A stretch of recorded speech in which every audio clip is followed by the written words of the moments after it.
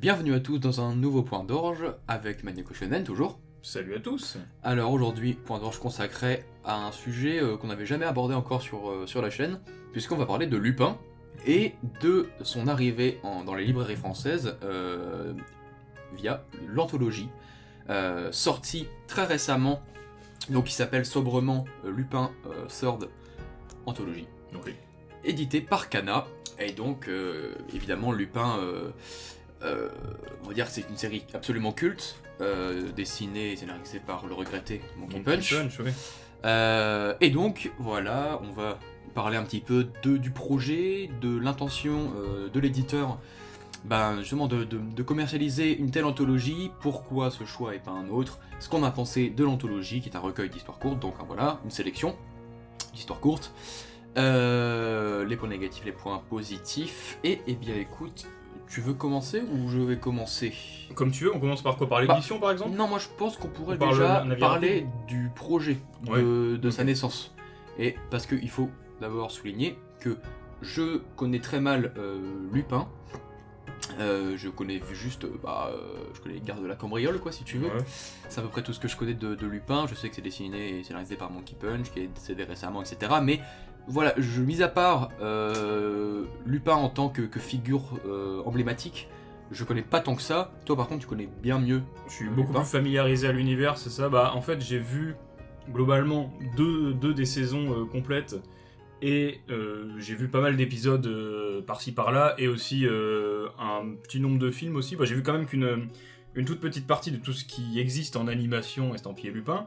Mais je veux dire, Lupin, ça reste quand même quelque chose qui est facile à comprendre en fait en un ou deux films. À un moment, tu connais les personnages et c'est juste des personnages que tu mets dans différentes situations, donc en fait, c'est pas non plus trop compliqué. Mais oui, je suis beaucoup plus familiarisé à l'univers de Lupin que toi, c'est vrai. Et juste avant de commencer, on peut dire qu'on a une petite bière. C'est vrai qu'il y a ça dans l'émission. Qui est une Castelin IPA. On n'a pas encore bu d'IPA pour le moment. Bon, ça change des laits Ruby et des Fischer.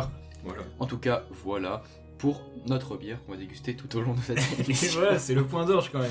Et donc, oui, donc du coup, je voulais juste te dire que de par la dichotomie qui existe entre nous par rapport à nos connaissances sur l'œuvre originale, ça peut être intéressant du coup de justement comparer nos points de vue sur cette anthologie qui pour Maniaco est, on va dire, une curiosité un petit peu dans le paysage éditorial, alors que pour moi c'est vraiment la première, la première entrée dans l'univers de Lupin réellement. Là, tu découvrais les personnages, un peu Voilà. toute l'ambiance. Donc Voilà, exactement. Pourquoi Et pas, puis ouais. même le ton et tout. Enfin, voilà. Oui, voilà, c'est ça. Alors, du coup, je vais essayer de résumer le projet. Globalement, Kana avait annoncé la sortie, enfin en tout cas, je pense qu'ils avaient annoncé leur souhait de commercialiser Lupin globalement en France. Et en fait, ils avaient parlé du risque commercial que représentait l'édition de Lupin, des tomes, de l'intégralité des tomes à l'unité de Lupin. Ça représentait visiblement un trop grand risque commercial, éditorial, voilà, le risque de rencontrer, de faire un flop, quoi, que le public soit pas au rendez-vous. Et donc justement, ils ont fait ce pari éditorial assez audacieux, on peut dire que ça a ses avantages et ses inconvénients, de faire un premier jet avec une anthologie, donc un recueil d'histoires courtes sélectionné par l'éditeur, il me semble en plus. Japonais. On a un petit message de lui, on en parlera sûrement après. Oui, le dernier éditeur en date du coup de responsable éditorial de Monkey Punch. Voilà, et donc ils se sont dit, écoutez, on va voir le résultat en termes de vente de l'anthologie Lupin The Third, et juste après on avisera en fonction du succès ou non du bouquin, donc de notre action de développer la série sur les tomes qui lui sont consacrés de base. Ça ressemblait même pour moi un peu plus vraiment à un chantage vu comment c'était dit, parce que Ouais, c'était vraiment c'est vrai.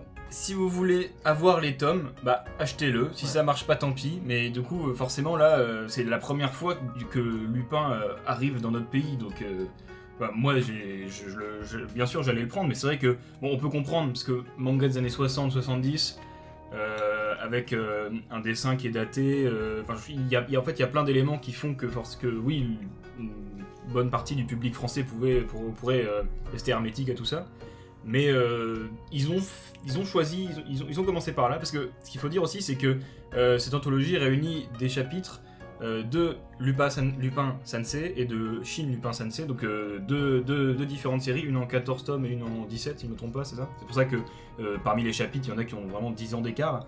Donc ils auraient pu commencer, tu vois, par les premiers chapitres, enfin les premiers tomes de Lupin, tu vois.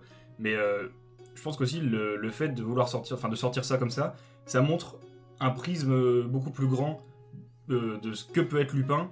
Et tu vois, parce que je me dis que certaines personnes pourraient avoir acheté le premier tome et dire que ça leur plaît pas, parce que moi j'avais jamais lu du coup en manga, mais j'imagine que le début doit être encore plus rétro, tu vois, que ce qu'on a là, parce que là on a des chapitres de, et on de parlera 78 de ces chapitres-là justement qui sont voilà donc justement si les premiers tomes qui étaient sortis étaient de la qualité de ceux qui sont dans ce tome-là, ça aurait été très compliqué d'être rentable sur le long terme, quoi.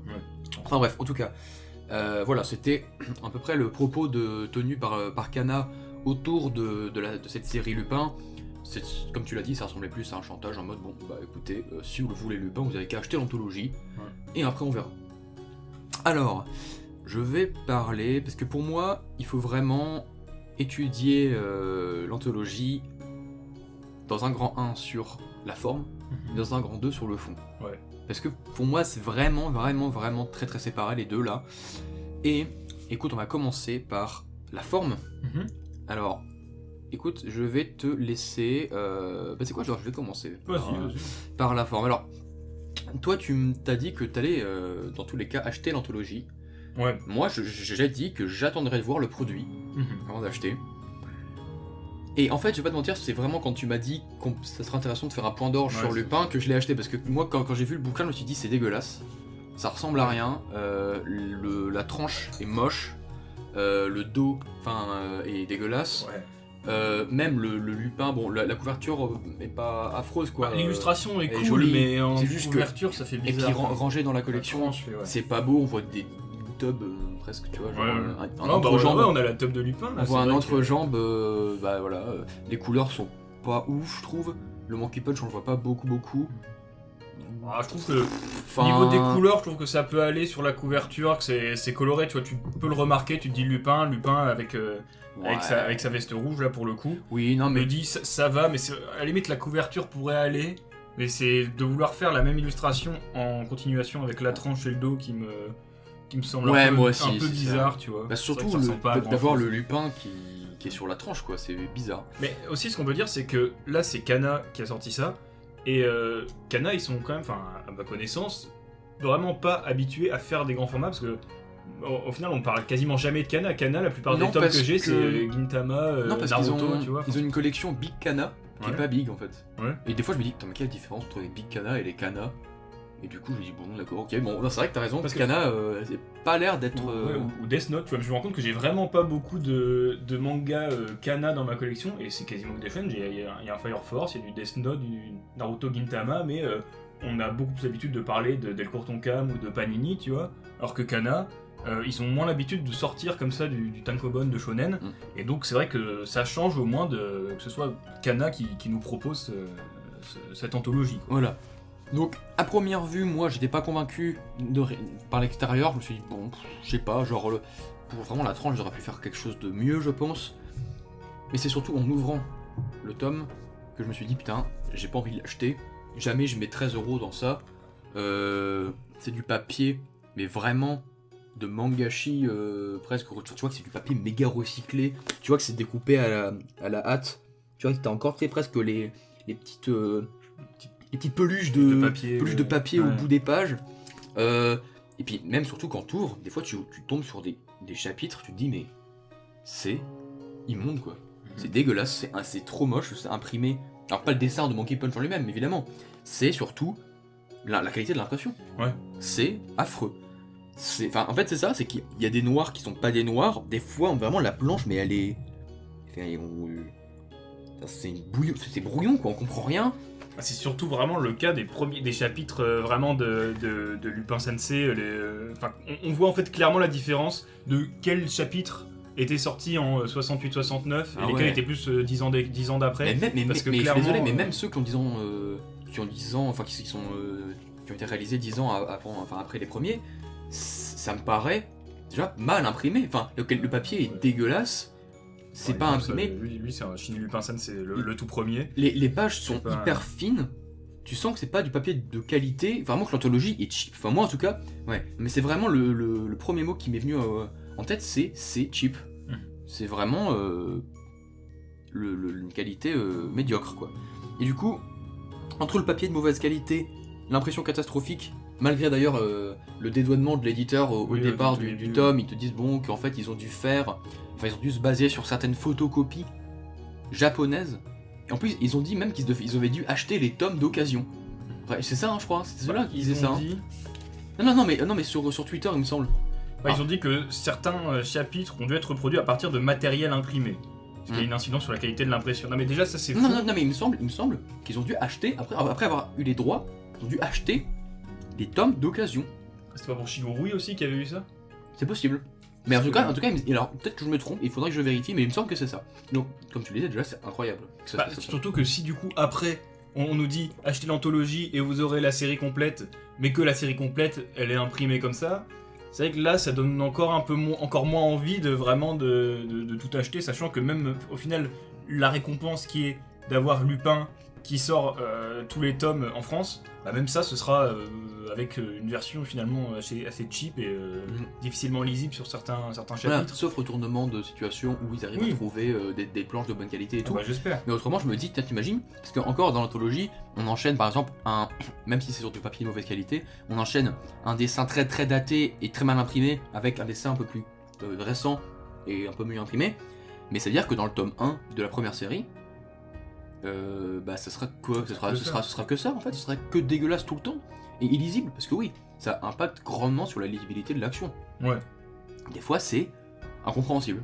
Enfin, moi je sais pas, mais il y a certaines planches, je me suis dit, mais enfin, je suis désolé, mais à un moment où il y avait un chapitre sur le train, dans un train, tu sais, avec un TGV ou je sais pas quoi, mais entre le découpage qui est de Monkey Punch et des fois spécial. Et l'impression, mais des fois il y avait des scènes qui étaient illisibles. Je comprenais rien. C'est ce que je me disais aussi. Il y a certaines fois où tu vois, oui, déjà de faire certains découpages où tu te dis, personne de nos jours le ferait comme ça. Tu vois que c'était vraiment une époque où on n'avait pas autant, les mêmes habitudes, tu vois, en tant que lecteur ou alors de comment représenter certaines scènes. Les personnages surtout. Là, des fois, on sait pas trop dans quel sens va l'action, le mouvement, même les personnages, des fois on a du mal à voir vraiment, surtout quand il y a des problèmes d'impression. Parce qu'il y a des personnages qui se ressemblent beaucoup, donc des fois on se dit, mais ouais, c'est vraiment on a l'impression qu'on a gribouillé sur la page et donc on n'arrive pas à bien voir, et il y a des scènes qui deviennent difficilement lisibles après ça. On dirait des fois qu'il y a des planches qui ont été poncées, tellement c'est un peu sibyllin, flou et tout, tu sais pas trop. Mais c'est comme tu vois, il y a un chapitre, je pense que c'est le deuxième si je me trompe pas. Ou peut-être oui c'est le deuxième où où en gros il y a une fête dans un château, tu vois. Il y a deux sœurs aussi et là il y a tout un truc sur en fait qui est, parce que Lupin on peut du coup changer le visage, on nous le présente dès le début et du coup mais il y a tout un truc sur et c'est qui Lupin en fait, on sait que quelqu'un c'est un Lupin déguisé, mais il y a un flic qui est là et je me dis putain mais oui c'est Zenigata, mais ça mais je me dis mais il y a un gars qui est dans la soirée, on dirait c'est Lupin mais c'est pas Lupin, et du coup à la fin c'est Lupin. Oui mais c'est ça en fait, et en fait il y a le truc vraiment important, c'est qu'il y a justement un focus qui est mis sur lequel est Lupin, mais nous on n'arrive même pas à distinguer les personnages, donc même le twist de en fait c'est moi Lupin, on fait ouais, mais t'es qui toi déjà? T'es le mec du début qui ressemble à Lupin? Je l'ai lu, j'ai passé à la suivante, j'ai fait vas-y, tu sais quoi, j'ai rien compris, t'aimes pas, tu sais, la flemme entre l'impression qui est dégueulasse, tout est moche. Pour ce genre de chapitre, déjà, je suis content d'avoir aussi un peu une connaissance de l'univers Lupin, parce que j'arrivais mieux à saisir. Je me dis déjà le Zenigata, je connaissais Zenigata, donc j'arrivais un peu à repérer certaines caractéristiques de son design que quelqu'un qui connaît pas du tout le personnage pourrait confondre avec Lupin, parce que des fois ils se ressemblent aussi. Donc c'est pour ça que là, à ce niveau-là, sur certains chapitres, je pense que ça m'a aidé de connaître déjà d'avance les personnages. Mais ouais, des fois on a des difficultés à tout lire comme ça. Après, peut-être que c'est aussi le fait de l'anthologie qui fait que tout c'est vraiment disparate. Mais bon. Mais j'ai vu qu'il y a certaines personnes qui parlaient de manque de respect envers les lecteurs et les clients, mais je pense sincèrement qu'ils ne se sont pas amusés à imprimer de cette manière, c'est qu'ils ont vraiment pas eu le choix, à mon avis.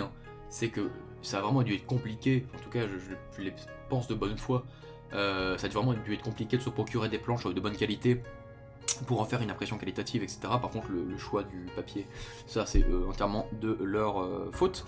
Mais en gros, je pense pas que c'est un manque de respect en soi, mais c'est vrai que ça fait un peu tâche pour un premier jet de Lupin en France.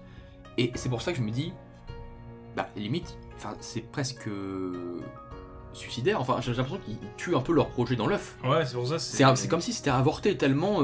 Tu te dis putain, mais les gens qui imagine les gens comme moi qui connaissent pas et on leur a pas dit que c'était bien et tout et machin.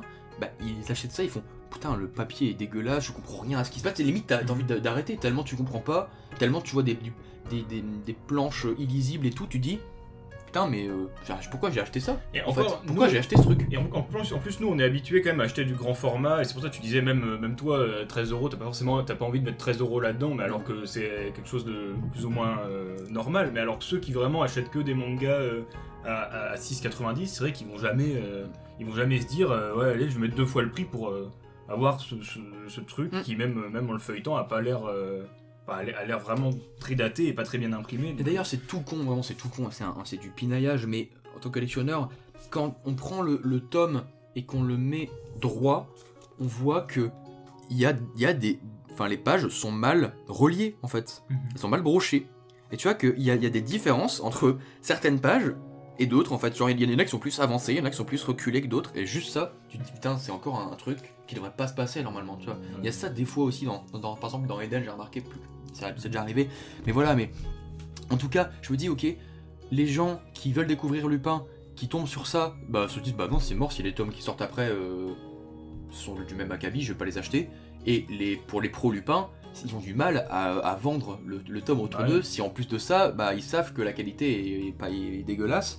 C'est comme vraiment mettre un coup de poignard dès la ligne de départ à ton projet. Bah, si là ils ont tout mis pour l'anthologie, c'est sûr que ça fait un peu peur quoi. Voilà, donc c'est vrai que je comprends qu'il y ait beaucoup de personnes qui soient fébriles quant à la qualité de la série si elle paraît intégralement en France quoi. Ça serait logique en fait, tu peux pas te dire non mais en vrai c'est parce que c'est vieux et tout. Oui mais il y a des trucs qui sont aussi vieux qui sont... Regarde les Tezuka, regarde les anthologies Tezuka. Je pense que c'est pas... Enfin les intégrales Tezuka, je pense que c'est pas pareil parce que Tezuka il doit avoir plus de traçage de ses planches et tout. Monkey Punch je dirais que c'est beaucoup plus confidentiel entre guillemets que Tezuka, même si voilà c'est très très connu. Bah, oui, tu comprends quoi. À mon avis certes, les œuvres principales de Tezuka tu dois quand même pouvoir les retrouver facilement, mais il en a fait tellement que il y en a qui doivent vraiment être ultra compliqués à trouver, mais c'est vrai que par rapport à ça les tomes de Lupin doivent pas être... Enfin, c'est populaire en Italie. Il y a déjà des anthologies qui sont sorties en Italie et tout ça. Ouais. Donc en France, vraiment, nous pas du tout.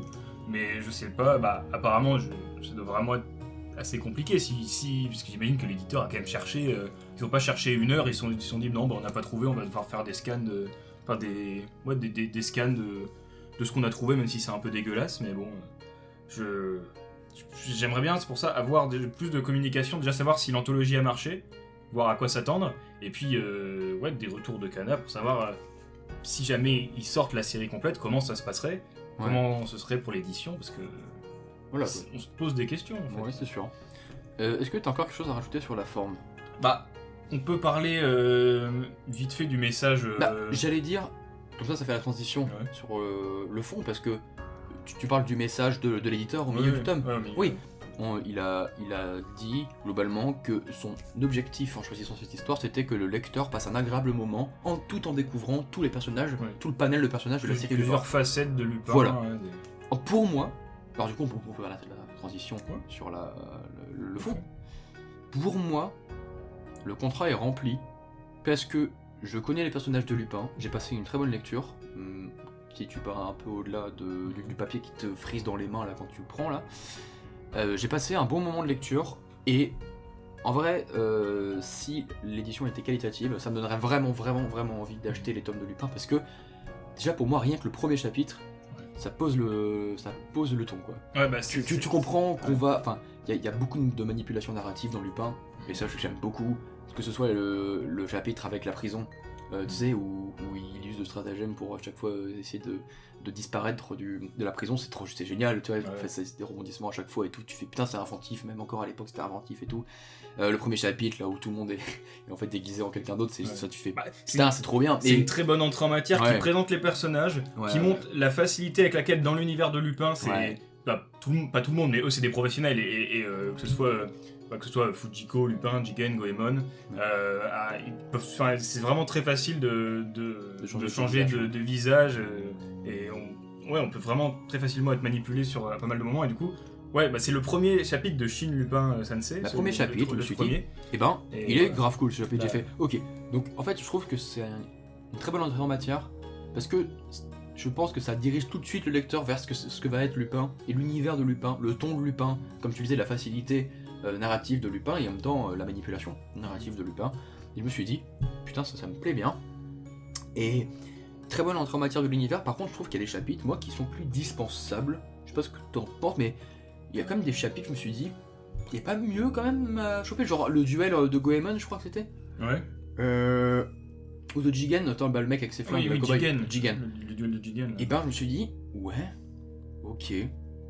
Mais il n'y avait pas mieux que ça pour présenter. Ouais, c'est celui-là, je crois. Ouais, non, à mon avis. Ouais, d'accord. À mon avis, il y a souvent ça aussi dans les saisons de Lupin, enfin dans les saisons plus longues, ça, la question se pose pas, mais même dans les saisons de 24 épisodes, t'as toujours au moins, tu vois, l'épisode sur Jigen, l'épisode sur Goemon pour te présenter un peu le personnage, le développer un peu à part, sur Fujiko aussi. Bon, Fujiko, elle a même eu sa propre série, mais aussi sur Zenigata. Là, c'est un peu pareil, je me suis dit, à mon avis, quand il faisait tout ça, quand l'éditeur a choisi ses chapitres, il a dû se dire, peut-être un chapitre aussi sur Goemon, là, il y en a un. Ouais. Il y en a un aussi, un sur Jigen.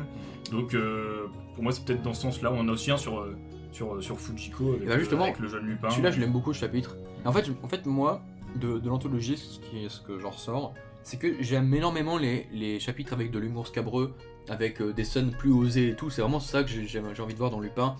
De voir des femmes en petite tenue, de voir Lupin en mode tu vois, séducteur et tout, machin. Ça j'aime bien, c'est vraiment pour moi l'image que j'avais de Lupin avant de connaître l'anthologie. Alors que du coup, les chapitres qui se prennent plus au sérieux, j'ai plus de mal. Ouais. Les chapitres où vraiment, tu vois, comme le duel du Far West là, ouais. Je me suis dit, ouais, je sais pas, j'ai plus de mal à voir la valeur ajoutée d'un chapitre comme ça plutôt que par exemple le chapitre avec Fujiko et le petit Lupin où vraiment c'est drôle, tu vois. C'est drôle et tu te dis putain, ça c'est cool. Il y en a plusieurs, même dans le dessin, tu vois, je trouve qu'il y a certains visages, on dirait presque de la franco-belge, tu vois, de certains que je disais quand il était petit, mais il y a de l'exagération dans les traits, les persos qui sont totalement cramés, et je trouve que des fois, on dirait, enfin ça fait vraiment penser à de la franco-belge. Ouais, du petit Spirou presque, tu sais, quand... Ouais, voilà, planche, exactement, tu sais, le chapitre où ils explorent une grotte avec un trésor, là, ouais. C'est vraiment, moi je me suis dit, putain, on dirait presque du petit Spirou, même dans le... Ouais, tu sais, dans les yeux dans le noir et tout, comme ça, tu viens de montrer. Ouais. C'est vrai qu'il y a des influences, je sais pas s'il y a des influences, mais ou alors, l'un a dû influencer l'autre d'une manière ou d'une autre, je pense. Je trouve c'est sûr qu'il y a un rapprochement à établir. Mais aussi, je pense que il n'y a pas non plus de... Enfin, ils ont choisi... Enfin, l'éditeur a choisi des chapitres qui représentent bien le tout. On a quand même la touche de Monkey Punch où il y a quand même des moments de violence, des moments de cul aussi, mais je pense que dans la série de base, il doit y avoir des moments quand même bien pires que ça, parce que des fois l'humour de Monkey Punch peut s'avérer vraiment très gras, tu vois. Et on peut le voir même dans certaines adaptations d'autres de ses œuvres qui ont été faites en animé autres que Lupin. J'ai hâte de voir ce que ça donne, parce que moi c'est vraiment les chapitres qui m'ont le plus et les chapitres où il y a de l'humour scabreux, osé. Ce qui est bien avec Lupin, c'est aussi que vu qu'il y a des personnages assez caractéristiques, assez simples, tu vois, et générique. Clairement, tu les vois limite rien qu'avec leur design, t'as compris qui c'était, qu'est-ce que c'était que leur personnalité, et on les met dans des situations un peu universel, on peut les mettre un peu partout, et c'est pour ça qu'il y a que Lupin, même si ça même pas si ça a à peine une trentaine de tomes en tout si on compte les deux séries, mais c'est pour ça qu'il y a eu énormément d'adaptations, parce qu'on peut en faire ce qu'on veut, et c'est surtout le cas dans l'animé, dans les adaptations d'animé, c'est que si tu veux du Lupin très dark, très sombre, vraiment tu peux l'avoir, il y a des séries beaucoup plus humoristiques, en fait tu peux vraiment avoir tout ce que tu veux dans Lupin. Et ça peut évoluer dans plein de tons différents, tu vois. Et c'est pour ça que moi je voulais vraiment voir dans le manga originel comment c'était, parce que quelle était la vision particulière de Monkey Punch plutôt que celle de tous ceux qui se sont appropriés son travail plus tard. Et c'est surtout pour ça que j'aimerais bien pouvoir découvrir la série complète en fait, si jamais elle arrivait à sortir, et parce que l'anthologie marchait, tu vois. Ouais, puis d'ailleurs, j'aimerais bien découvrir la série, peut-être, parce que aussi l'anthologie est très courte. Elle se lit très vite. Ouais. Et j'ai vu des gens parler de ça, ils avaient fait l'analogie entre l'anthologie Lupin et l'anthologie Golgo 13 qui était sortie chez Glénat, hein, et qui était bien plus grosse que celle-ci. Je trouve qu'elle est pas très grande dans l'anthologie, en vrai. Ça, surtout qu'il y a beaucoup de chapitres qui sont très très peu fournis en texte, très peu verbeux et tout. Et donc je me suis dit, putain, c'est vrai que genre, je l'ai lu en une petite demi-heure, même pas, je crois 25 minutes, si j'avais fini. Et je restais presque sur ma faim, je me suis dit, j'aurais bien aimé en savoir plus. Et c'est vrai qu'on pourrait faire le reproche de peut-être un nombre de chapitres assez réduit. Peut-être un ou deux en plus aurait été sympa. Oui, voilà. C'est vrai que ça m'aurait pas dérangé, hein, surtout. Voilà, en tout cas, moi je trouvais ça assez rafraîchissant, alors que pourtant c'est très vieux. Bien prenant, franchement le rythme est toujours bon malgré un découpage daté quand même je trouve et parfois un petit peu difficile à lire. J'ai trouvé que voilà, il y avait le panel de persos était respecté, on comprenait bien chaque personnage, son rôle, sa personnalité, ça va, ça y a pas de souci. Le contrat de l'éditeur qui a choisi cette anthologie, je trouve, est rempli. On montre même certains personnages qu'on voit vraiment jamais, comme Pikal par exemple. Pikal, je sais qu'on le voit dans Pikal, il était bien. Le Pikal de mémoire, on le voit dans l'épisode 2 de la saison 1. Et il y a aussi un film qui s'appelle Le Retour de Pikal, quelque chose comme ça, mais vraiment, c'est un perso qui... Enfin, en même temps, il y a tellement peu de personnages récurrents dans Lupin, à part les 5 principaux, on va dire, que c'est vrai que c'est ce que l'éditeur aussi disait, qu'il y a plusieurs personnages qu'il aurait bien voulu faire découvrir, que vu que il a dû être, on a dû lui demander vraiment un nombre précis de chapitres, du coup il a pas pu en donner plus, mais il avait vraiment envie de faire découvrir plusieurs. Pikal, c'est vrai que c'était sympa aussi de le découvrir dans ce tome. Et par contre, moi je trouve que à la fin de la lecture, Lupin me paraît encore assez nébuleux, assez secret. Enfin, je sais pas, j'ai pas l'impression de le connaître si bien que ça finalement. Un peu au regard de son activité de changeur de visage, tu vois. Je trouve que, parce que je pense qu'il y a un propos comme ça, tu sais, dans la famille Lupin, faut jamais montrer son vrai visage. Pour ça, tu te dis, ça se trouve en fait la gueule de Lupin, c'est même un masque à un moment, permanent. Ça, c'est marrant. Un moment, Et donc, à la fin de l'anthologie, je me dis, ok, Lupin reste encore assez mystérieux.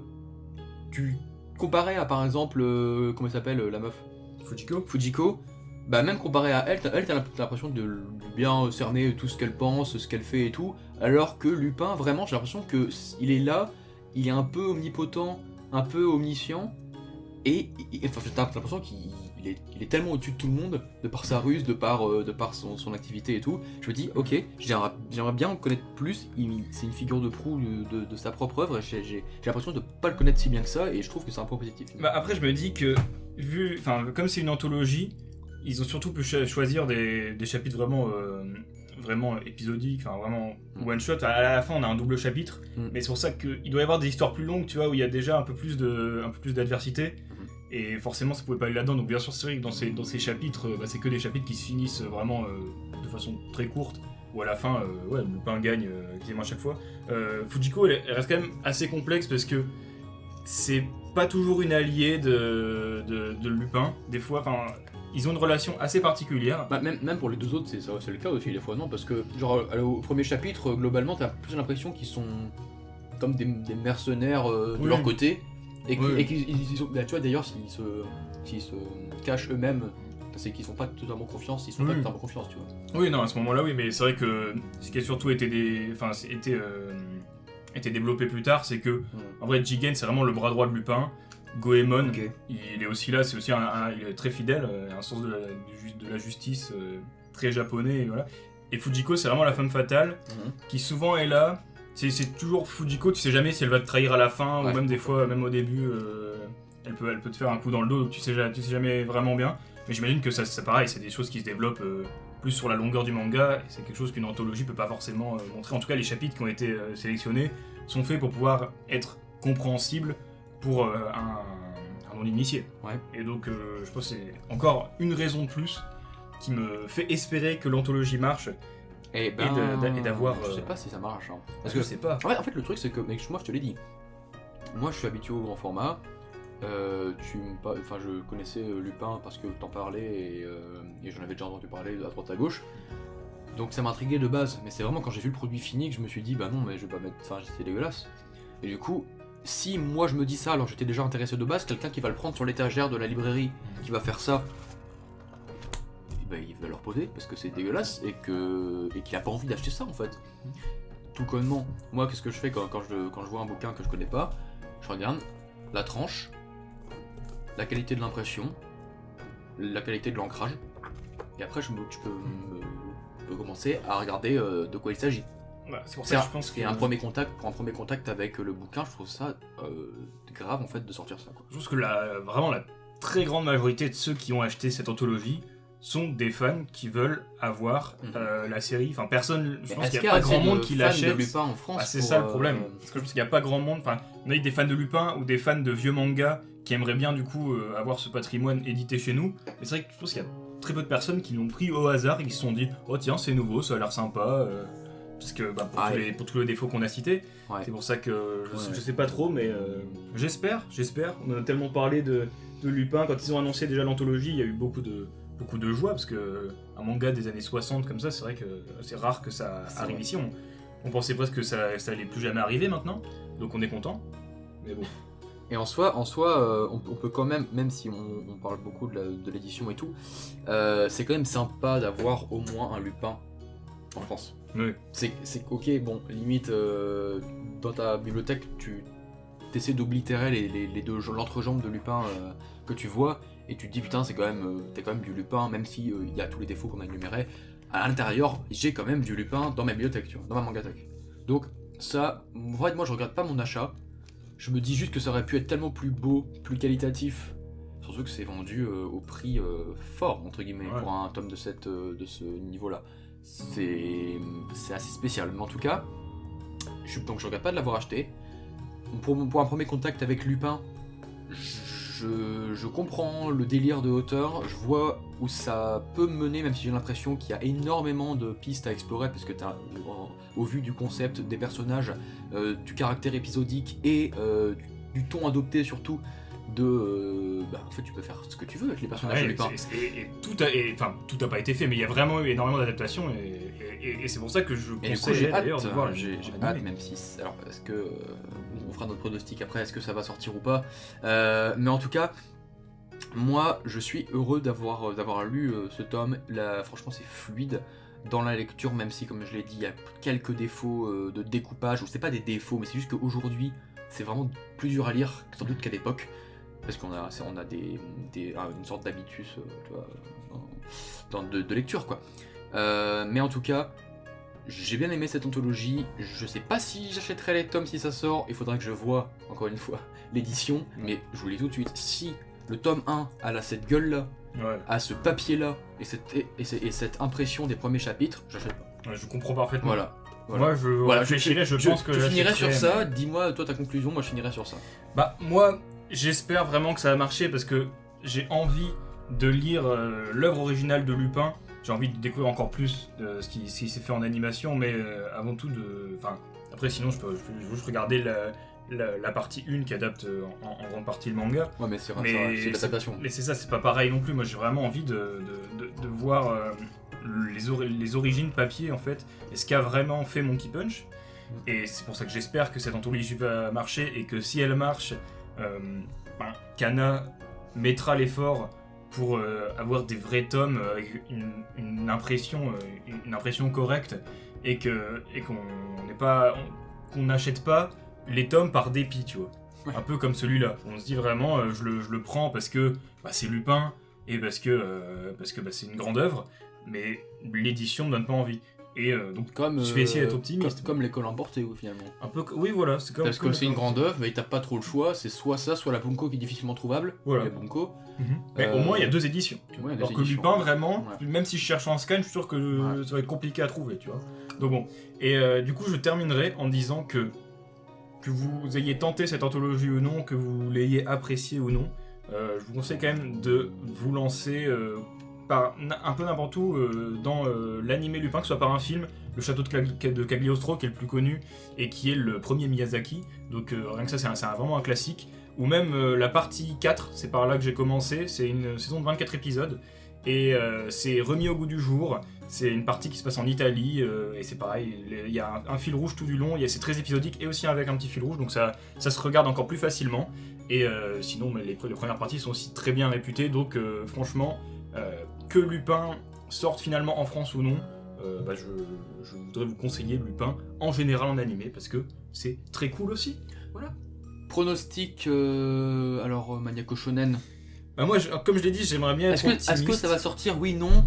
Pas de tergiversation, dis-moi oui. Moi, dis-moi je non. dirais oui. Je sais pas si je pense que oui, mais je dirais oui parce que vraiment, il faut être optimiste. Bah, en fait, j'espère que la communauté et le fait que beaucoup de gens aient mentionné Kana et aient montré qu'il y avait un intérêt quand même pour la série fera qu'ils essaieront de se lancer, même si j'imagine qu'il n'y aura pas des impressions de malades si jamais ils le sortent, mais j'espère que Kana a compris qu'on les attendait au tournant là-dessus et que quand même pas mal de personnes veulent Lupin en France. Enfin, la série, l'anthologie, c'était sympa, hein, mais vraiment il faut la série. Donc je dirais que oui. Moi je pense que malgré tout, oui, aussi ça va sortir, même dans la douleur, mais je pense que ça va quand même se faire. Ah, peut-être pas, je sais pas s'il y aurait Shin Lupin avec ses 17 tomes là, mais au moins la première, ok, du coup la plus datée, donc ce serait compliqué aussi, mais bon, espérons. Voilà. Soyons optimistes. Voilà. Et donc, c'est sur ça qu'on se quittera, Maniaco Shonen. Oui. Écoutez, merci de nous avoir suivis jusque-là. J'espère que ce podcast vous aura plu. Pas un des plus longs qu'on ait fait, là, on a réussi à être concis. Oui. Sur une demi-heure. Très bien, Voilà. finalement. Et bien écoutez, à très bientôt sur la chaîne. Ciao. À la prochaine, salut.